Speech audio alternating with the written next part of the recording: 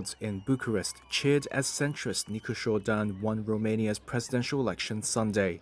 It's a shock defeat for Dan's nationalist hard-right rival George Simion in polls that officials say saw the highest turnout in a quarter of a century.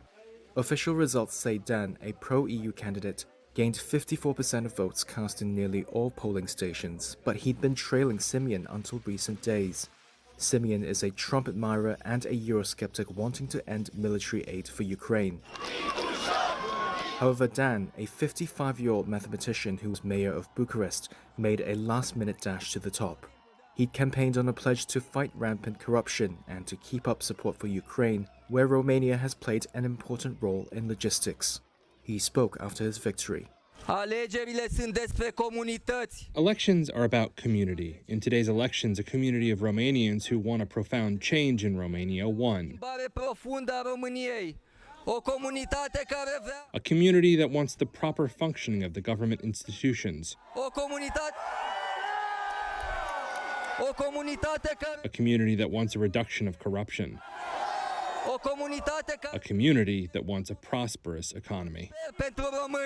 In the run-up to the election, Dan said that Romania's support for Ukraine was crucial for its own security against a growing Russian threat.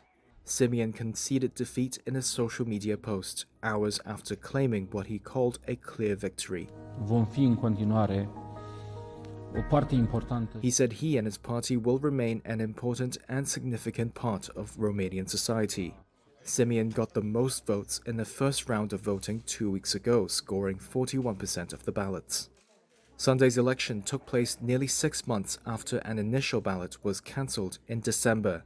That was due to alleged Russian interference favoring far-right politician Călin Georgescu, who was banned from standing again. Russia denies its involvement. Simion said he would have nominated Georgescu as prime minister if he won the election. Analysts say if Simion had won, it would have meant isolating Romania abroad, eroding private investment, and destabilizing NATO's eastern flank. It also would have meant a new ally for Hungary's fiercely anti-immigrant leader Viktor Orban, a longtime Trump ally, and Slovakia's Robert Fico, who both oppose military aid for Ukraine in the European Council, as the body decides on aid for Ukraine, energy, sanctions against Russia, or the EU's budget.